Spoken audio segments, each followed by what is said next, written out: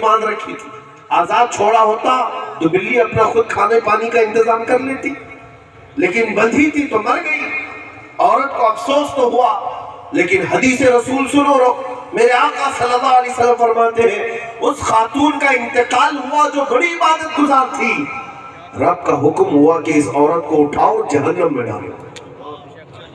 جو میری مخلوق پر رحم نہیں کرتا اس پر بھی رحم نہیں کیا جائے گا. جس دین اسلام میں بلی پر ظلم جائز نہیں، کیا وہ دین اسلام خون بہانے کی اجازت دے گا؟ ناحق لوگوں کو مارنا تو اسلام نے سکھایا ہی نہیں. جہاد کی بھی جو تعلیمات ہیں ان کو بار بار جو چبھتے ہیں الفاظ گڑتے ہیں یا اپنے گوفے میں بیٹھ کر کے بار بار یہ کہتے ہیں جہادی جہادی جہادی. تمہیں پتہ ہی نہیں جہاد کیا ہے.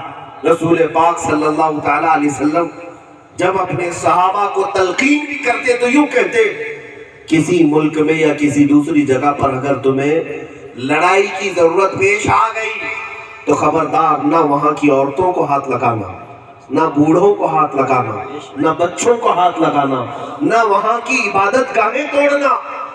حضور پاک کا فرمان یہ تک تھا کہ جس ملک میں جاؤ گے تم وہاں کے درختوں کے پتے تک نہ توڑنا. اللہ اکبر اللہ. اس سے بڑا امن کون سکھائے گا؟ یہ دین اسلام پورے امن کا ایک گہوارہ ہے. سمجھا نہیں تو اس پر انگلیاں اٹھانا شروع کر دیا. اور جو غربا مساکین کا درد رکھتا ہے وہ میرا دین ہے. تمہیں پتا ہے غلامی کی زنجیروں سے اسلام نے کیسے آزاد کرایا پوری دنیا کو. وہ دور تھا جب غلام بکتے تھے، انسان غلام بنتے تھے. لیکن آپ کو حیرت ہوگی گناہ تم سے ہوگا. اسلام نے ایسے اصول بنائے کہ قسم کھا لیا تم نے، قسم کھایا اور قسم توڑ دیا تو توبہ کرنا چاہیے نا. گناہ تم سے ہوا لیکن اسلام نے حکم یہ دیا ہے کہ ایک غلام کو آزاد کرو، ایک غلام کو آزاد کرو. روزہ تم رکھے تھے، روزہ تم سے ٹوٹ گیا، غلام آزاد کرو. اگر تم نے اپنی بیوی سے زہار کر لیا، یعنی بیوی کو ماں کی طرح کہہ دیا، بہن کی طرح کہہ دیا، غلام آزاد کرو پھر حلال ہوگی. ہر تمہارے کسی جرم پر اسلام نے یہ کیوں رکھا کہ غلام آزاد کرو، غلام آزاد کرو؟ اس کا مطلب یہ ہے کہ دین غلامی نہیں چاہتا تھا. اسلام پورے غلاموں کی زندگی کو ختم کیا. آزاد انسانوں کو ایک سانس عطا کرنے والا میرا دین اسلام ہے. آپ کو یہ بھی میں بتاؤں، روس میں، رشیا میں ایک کانفرنس ہوئی تھی. ایک کانفرنس کس بات پر ہوئی تھی پتہ ہے؟ اسلام حضور پاک کی حیات سے پہلے، رسول کریم صلی اللہ تعالیٰ علیہ وسلم کی بعثت سے پہلے ایک اجتماع ہوا تھا رشیا میں. اس کس بات پر؟ آپ کو سن کر کے بھی حیرت ہوگی. میں نے تاریخ میں پڑھا، ہنسی آ گئی. میٹنگ اس بات پر ہوئی ہے بڑے بڑے دانشوروں کی کہ عورت کو انسان سمجھا جائے یا کیا سمجھا جائے. اس بات پر تو میٹنگ ہو رہی تھی. عورت آخر کیا چیز ہے؟ کیونکہ اس کے ساتھ انسانوں جیسا سلوک ہی نہیں ہوتا تھا. یہ ہمیں امن کا پاٹھ پڑھانے والے انہیں پتہ نہیں ہے. عورت کو 5 زنجیریں ڈال کر یہ بازار میں لے جاتے تھے.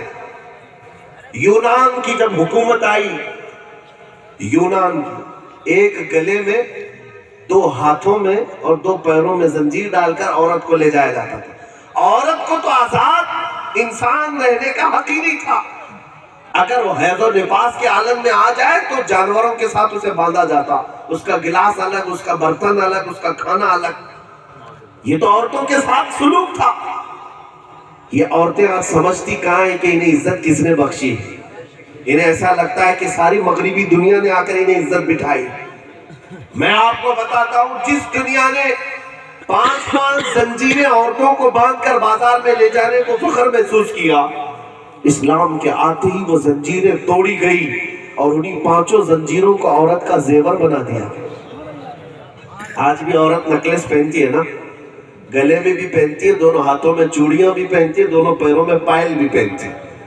یہ علامت ہے اس دور کی. اس عورت کو 5 زنجیریں ڈال کر کھینچتے تھے. اسلام نے زنجیریں ہٹائی اور زیور بنا دیا. میرا یہ مکمل دین ہے جس نے عورتوں کے حقوق ہی نہیں بلکہ ان کی عزتیں بڑھائی۔ اور آپ کو میں بتاؤں، مجھے اسی بات کا افسوس ہے کہ آپ اتنے نروس کیوں ہوتے ہیں۔ ان خبیثوں کو پتہ نہیں ستی کی رسم کہاں نبھائی جاتی تھی۔ انہیں پتہ ہے اسی دیش میں یہاں عورتیں جب بیوہ ہو جاتی، ان کا شوہر اگر مر جاتا تو عورت کو بھی مرد کی چتا کے ساتھ آگ لگا دی جاتی، زندہ عورت کو جلایا جاتا۔ کیا میں صحیح کہہ رہا ہوں؟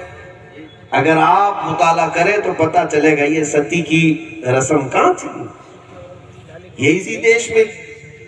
اور یہ سب چیزیں، اور زندہ عورت کو کس بات پر جلاتے تھے؟ اس لیے کہ یہاں کا یہ عقیدہ تھا کہ جو بیوہ عورت ہوتی ہے وہ اپشگن ہوتی ہے، وہ کہیں آ جائے تو برکت ختم ہو جاتی ہے۔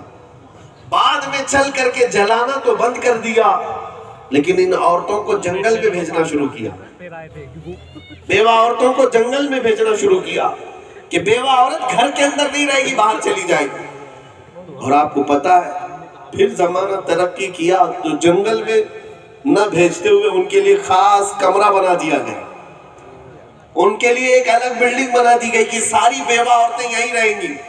میں پوچھنا چاہتا ہوں، جو جوانی میں بیوہ ہو گئی کیا اس کی خواہشات نہیں ہوں گی؟ کیا اس کا حق نہیں کہ وہ کسی مرد کی تابعیت میں رہے؟ کیا اس کا حق نہیں کہ وہ بھی کسی کے گھر کی ملکہ بن کر رہے؟ نہیں، سماج نے اس کو یہ مقام نہیں دیا۔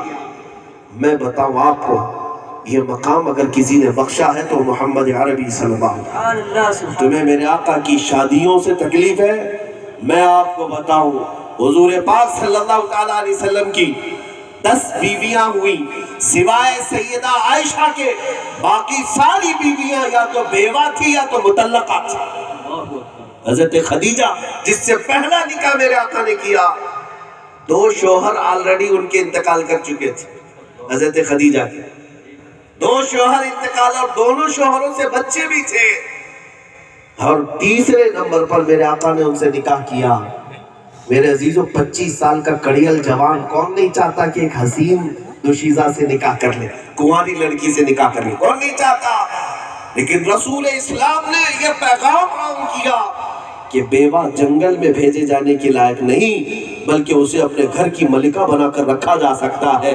اس لیے کہ اگر تم نے بیوہ کو عزت دی، اللہ تبارک و تعالیٰ اس کے اٹھے ہوئے ہاتھوں کی لاج رکھتا ہے اور اس کی دعائیں قبول کرتا ہے۔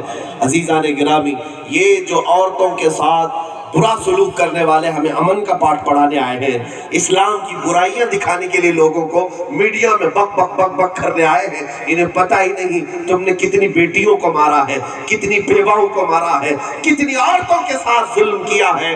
اسلام ہے وہ دین جس نے آتے ہی یہ حکم دیا، اے نوجوانوں ماں کی خدمت کرو، اس لیے کہ تمہارے ماں کے قدموں کے نیچے جنت ہے۔ یہی اسلام ہے جس نے عورت کا مقام بڑھاتے ہوئے کہا اگر تمہارے گھر میں 2 بیٹیاں ہو گئی، اگر ان بیٹیوں کی اچھی پرورش کیا اور انہیں اچھی جگہ نکاح کر کے دے دیا، میرے آقا فرماتے ہیں اسے جنت میں لے جانے کی ضمانت میں دیتا ہوں۔ ایک صحابی آئے اور کہا یا رسول اللہ ایک ہی بیٹی ہے، ایک بیٹی کو اگر پرورش کر کے دے دوں تو کیا یہ مزدہ جو آپ نے سنایا، یہ جو بشارت آپ نے دی میرے لیے بھی ہے؟ میرے آقا نے فرمایا ہاں جاؤ، اگر ایک بیٹی بھی ہو اور اچھی تربیت کیا، اچھا نکاح کر کے دے دیا، حضور فرماتے میری شفاعت اس پر واجب ہے۔ رسول پاک صلی اللہ علیہ وسلم ایک بستی سے گزر رہے ہیں، صحابہ ساتھ میں ہیں، رات کا وقت تھا، اچانک ایک گھر کے اوپر روشنی پڑتی نظر آئی، آسمان سے لے کر اس گھر کے چھت تک روشنی ہی روشنی ہے۔ صحابہ کھڑے ہو گئے، پوچھا رسول پاک سے یا رسول اللہ صلی اللہ علیہ وسلم یہ کیسی روشنی ہے، اس گھر سے لے کر آسمان تک کیسی روشنی ہے، کس بات کا یہ اجالا ہے؟ میرے آقا نے دیکھا اور مسکرایا اور فرمایا جاؤ اس گھر والوں سے معلوم کرو، 2 میں سے کوئی ایک بات ہوگی۔ میرے آقا نے فرمایا یا تو اس گھر میں یتیم بچے کی پرورش ہو رہی ہوگی یا آج ہی اس گھر میں کسی بیٹی کی پیدائش ہوگی۔ صحابہ کہتے ہیں ہم نے جا کر کے پوچھا تو پتہ چلا کہ اس گھر میں آج ہی بچی کی ولادت ہوئی تھی۔ یہ میرا دین ہے جو بیٹیوں کے پیدا ہونے پر تمہیں فخر سکھاتا ہے، اور نہ یہ کہ گردن مروڑ کر کے دفن کرنا سکھاتا ہو۔ ماؤں کی عزت کس نے سکھائی؟ یہ دین اسلام ہے۔ عورتوں کے ساتھ